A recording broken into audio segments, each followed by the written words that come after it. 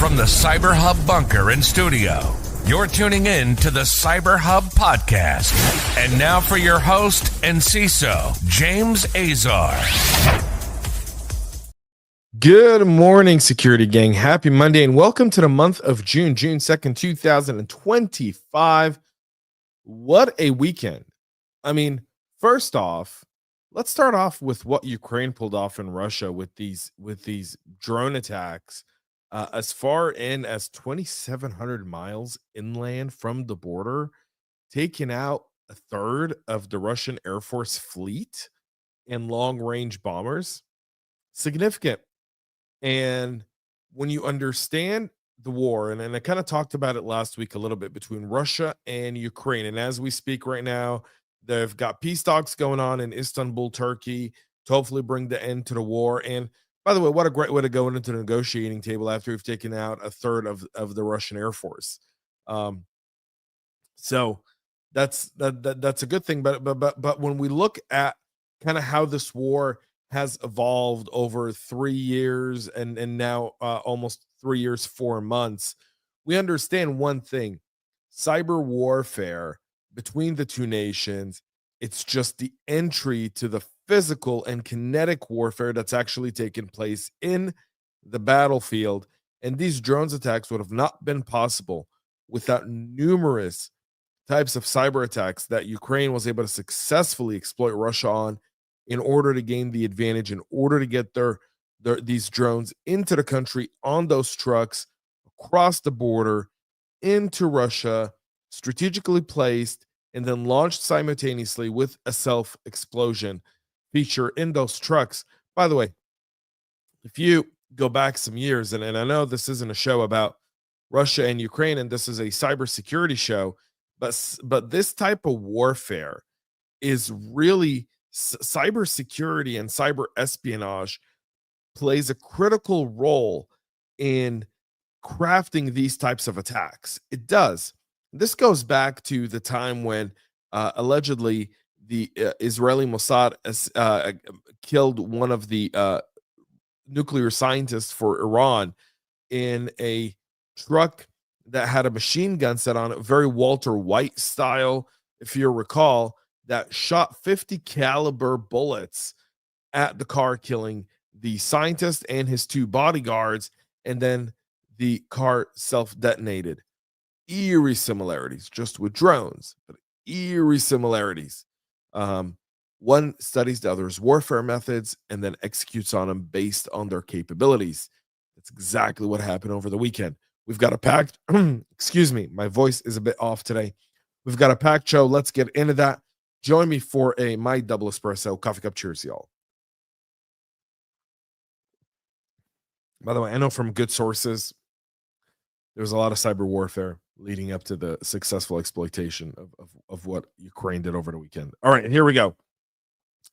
ConnectWise is now saying a suspected state-sponsored cyber attack breached its environment and impacted a limited number of their Screen Connect customers. ConnectWise is based out of Tampa, Florida, I believe. It provides IT management, remote monitoring and management, cybersecurity and automation solutions for MSPs and IT departments. One of their core products is Screen Connect, which is a remote access and support tools that allows technicians to securely connect to client systems for troubleshooting, patching, and system maintenance. In fact, everyone I know that uses ConnectWise uses it for their RMM or their RDP feature because it's supposed to be really, really, really secure. And again, when you know that and you're an attacker and you know that's the system you're targeting, as in a company that produces that system, you ought to be made aware of it. Currently, according to CRN, the company says it implemented enhanced monitoring and hardened the security across its network. And I don't know what that means. What's hardening security across your network mean? Does that mean it was softer before you did it? Like, I really want to have that conversation with someone who actually says that statement, because I'd like to get a better idea of how you hardened your security environment across its network. Was it something you could have done before and didn't do, and now you're doing it? Like, is that a thing? Because if it is, like, I'd love to understand the logic behind it, and maybe y'all can let me know in the comments here what you think about it. But anyways, ConnectWise is not answering many questions, including those being asked by bleeping computers about the amount of customers that were impacted, or when it happened, or whether the malicious activity was observed in its customers' Screen Connect instances. But we do now know a source telling bleeping computer that the attack started in August of 2024, when ConnectWise discovered a suspicious activity in May of 2025, and it only impacted cloud-based Screen Connect instances. So in a Reddit thread, customers sharing further details stating the incident is linked to Screen Connect's vulnerability, that's CVE 2025-39 or 35, which is patched back on April 24th, and that's a high-severity view state code injection bug caused by an unsafe deserialization of the ASP.NET view state in Screen Connect versions 25.2.3, and the the threat actors with privileged system-level access can steal the secret machine keys used by Screen Connect server and utilize them to craft malicious payloads that trigger remote code execution on the server. Again, ConnectWise isn't saying that's the case, but 2 + 2 = 4, irregardless, and this looks like a 4. The Australian government, which, by the way, sometimes just like I marvel at some of the stuff they do, and at times I don't. And I don't know how I feel about this, but they're now saying that ransomware victims have to tell the government within 72 hours whether or not to pay up. Now, excuse me. Here's the thing about this. The law initially proposed last year only applied to organizations with an annual turnover greater than 3 million Aussie dollars, which is around 1.9 million US, alongside a smaller group of specific entities working within critical infrastructure. But now the reports will be made to the Australian Signals Directorate within 72 hours. Companies that fail to make the report could receive 60 penalty units within the Australian civil penalty system. The Australian Institute of Criminology indicates that only 1 in 5 victims of ransomware attacks were reported. As a result, the government lacks visibility of the economic and social impact of ransomware. Is that a good enough excuse? I don't know. I don't know if that's a good enough excuse. I don't. I don't know. I know I don't like it. I know I kind of see their logic. I just don't know if that's a good enough excuse. I don't know how I feel about it. Either way, if you're in Australia, pay attention to this. Dutch authorities announcing the takedown of the AVCheck, which is one of the largest counter antivirus services used by cyber criminals globally. CAF services such as AVCheck play an important role in malware deployment process. They do allow cyber criminals to test if their malware is detected by antivirus products and scanners before using it in real-world attacks. Malware that can evade detection can then be deployed without being noticed to steal information, gain and maintain access to compromised systems. This is a huge blow, by the way, for cybercrime. Now, it'll get replaced quickly, but it's a good temporary blow to what's happening there. Specifically, everyone always says, like, well, we've got antivirus. How did ransomware still get in there? Well, it could still get in. Good malware has a way of evading detection. And this was one of the ways. AVCheck was taken down on May 27th when authorities seized 4 domains and their associated servers and set up a fake login page to warn and deter the service's users. Law enforcement also seized the database, obtaining email addresses and other data that linked the use of AVCheck to known ransomware groups. The seizure performed in coordination with the Finnish and Dutch authorities as part of Operation Endgame, which still continues. Endgame, we've been reporting on it for several weeks now. Denmark, Finland, France, Germany, the Netherlands, and the U.S. are all part of the operation with support from Portugal and Ukraine. Hospitals in Maine and New Hampshire are limiting services after a cyber attack on the Catholic Health Organization. These are 3 hospitals run by the Catholic healthcare organization Covenant Health. They're dealing with a cyber attack that's forcing some facilities to shut off all access to data systems. And again, this is primarily data systems. It doesn't mean they can't treat patients. It just means that the data that they need for patients, those systems are shut down. You can still do surgeries. You can still kind of get that. But if you're relying on previous data, you won't be able to get it. That's the deal here. A spokesperson for Covenant Health confirming the cyber attack impacted 2 hospitals in Maine, St. Joseph Hospital and St. Mary's Health System, and one in New Hampshire, which is also called St. Joseph. On Monday, May 26th, Covenant Health became aware of irregularities impacting connectivity across the organizations, and then they immediately started discontinuing access to all data systems in their hospital, clinics, and provider practices. All of the hospitals posted a message on social media and on their websites notifying patients of technology outages earlier last week, and care is continuing. Like I said, this is kind of the similarities between like healthcare and energy a little bit. OT/IT. So you take down the IT systems and the data systems, but the doctors still operate with their hands. That's kind of like the OT. So they still have their knowledge. They still have all the tools they need in order to be able to save lives. They just don't have all the data they need sometimes to make the right decision, which does hinder healthcare. Don't get me wrong, but you're still able to treat someone coming in. You're still able to do the necessary surgeries and all the electives and everything that's kind of can wait a little bit. We'll have to wait there as well. Let's get into some modern day phishing. And really, modern day phishing is really picking up. Later this month, I'll be speaking at the CISO Club at Tel Aviv University Cyber Week, and I'm talking about Awareness 2.0. And I'm really excited about the talk because I've really put something together that I think is going to be really valuable. I'll be sharing it there, and hopefully at some point I'll bring it here to the show. But nonetheless, we're seeing fake recruiter emails targeting CFOs using a legit netbird, and so researchers are now warning of spear phishing campaigns that uses a legitimate remote access tool called NetBird to target CFOs and financial executives at banks, energy companies, insurers, and investment firms across the entire globe, like Europe, Africa, Canada, the Middle East, and South Asia. This appears to be a multi-stage phishing operation that attackers aim to deploy NetBird, a legitimate WireGuard-based remote access tool, on the victim's computers, according to Trellix researcher Srini Sithapathy in an analysis.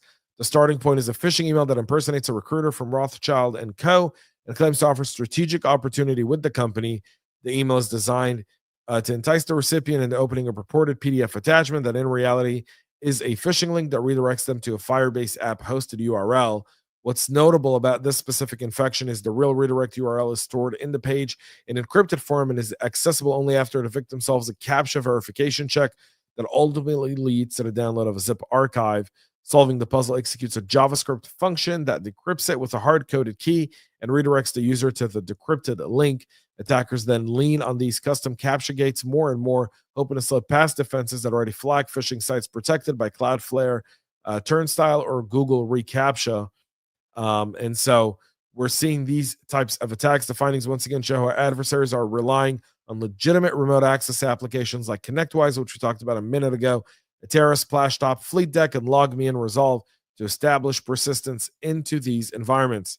The disclosure coincided with the discovery of various email-based social engineering campaigns in the wild, like abuse of a trusted domain associated with a well-known Japanese ISP, attacks that abuse Google's app script development platform, again, attacks that mimic Apple Pay, attacks that abuse Notion workspaces and exploit Microsoft Office flaws.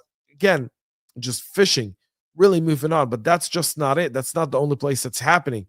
The U.S. government and the FBI, Secret Service are all investigating after some elected officials, business executives, and even prominent figures in recent weeks were receiving messages from someone impersonating Susie Wiles, the president's chief of staff and the first woman chief of staff in American history. Trump says Wiles is an amazing woman and she can handle it. Of course he would. She's an amazing woman. She can handle it. No one can impersonate Susie better than Susie. All right, I'm sorry. I've got my Trump impression out the way. This is huge. Susie's huge. All right.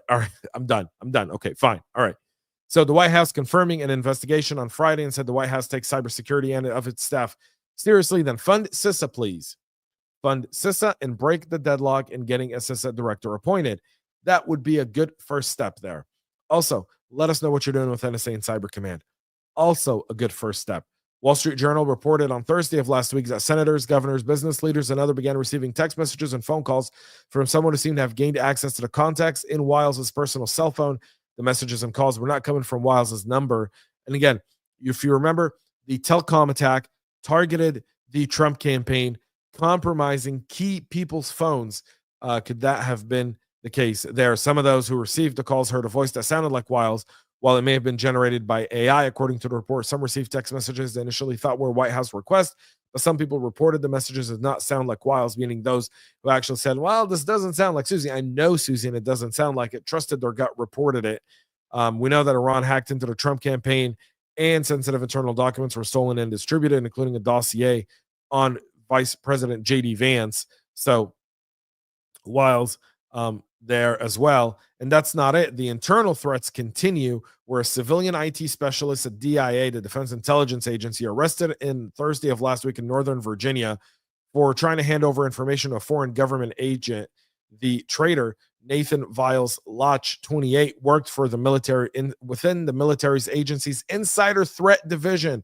The Insider Threat was in the Insider Threat Division since 2019. He allegedly reached out to a friendly government in March, offering classified information explaining he didn't agree or align with the values of the Trump administration. You serve at the pleasure of the president. Not every person who dons the uniforms or serves in government agrees with the politicians running the government, but you're sworn to defend the Constitution of the United States, and you are a traitor. And the DIA specializes in foreign military intelligence. Lach allegedly offered complete intelligence products, some unprocessed intelligence, and other assorted classified documentation, really at Snowden style. After communicating with an undercover FBI agent, Lach exfiltrated data from his workspace, transcribed classified information on a notepad at his desk, according to the DOJ. He allegedly dropped a thumb drive off at an agreed-upon location, which contained a decent sample size of classified information. After that, he wrote to the undercover officer asking for citizenship to their country, since he didn't expect things here to improve in the long term. If you think that's an excuse, it's not. By the way, nothing new there. I mean, you've really got to purge some of these places and really ramp up. I mean, the idea that you got to monitor everyone is sickening, but nonetheless, insider threat there as well. So something to keep in mind, that even at DIA, this takes place. U.S. government sanctioning a Philippine firm, saying it's linked to a majority of known romance bait scam websites, sites powered by trafficked workers who deceive victims into funneling money into fake investments. Treasury sanctioned Thursday Funnel Technology and Leo Lizzie, a Chinese national who officials said works as an admin of the company. Treasury cut off the company from the U.S.-dominated international monetary system for acting as a CDN for scam platforms. Treasury said Funnel bought IP addresses in bulk from major cloud services companies and sold web design templates and algorithmic generated domain names to scammers who were then using them to scam individuals. And again, led by China. Fentanyl brought into this country by China. Romance scams powered by China. Anyone want to debate China's real intentions here? German authorities are naming Russian national Vitaly Nikolaevich Kovalev as the founder and leader of the Trickbot cybercrime gang, being outed. Authorities targeted Trickbot's infrastructure and takedowns both in 2020 and 2024, announcing charges and sanctions against a dozen group members in 2023, including Kovalev, believed at the time to be a senior figure within the cybercrime ring. Now, the Federal Criminal Police Office of Germany, the BKA, says that Kovalev, under the names of Stern and Ben, founded the Trickbot gang and acted as its leader. The group used the Trickbot malware as well as other malware variants such as Bazaar Loader, System BC, Iced ID, Raya, Conti, and Divol, according to the investigation conducted by the BKA. At times, the Trickbot group consisted of more than 100 members. So he is now outed and is wanted in Germany as well. That's it for our show this morning. We'll be back tomorrow, 9 a.m. Eastern, live with all the latest and greatest cybersecurity news. Please make sure to check out CyberHubPodcast.com. Also, tomorrow, 11 a.m. Eastern, a special live feed, midweek live, with my good friend and someone who I've missed dearly to have on the show, Roger Grimes. Roger has an interesting perspective of how to fix the internet, and he wants to share it with all of y'all. So tune into that. I promise you, I've seen what he wants to talk about. Absolutely excited for it. So tune in tomorrow, 11 a.m. Eastern, live after the show at 9 a.m. For that with Roger Grimes. Until then, have a great rest of your day, and most importantly, y'all, stay cyber safe. We love feedback, so make sure to connect with us on social media and subscribe to our podcast on your favorite podcast listening platform.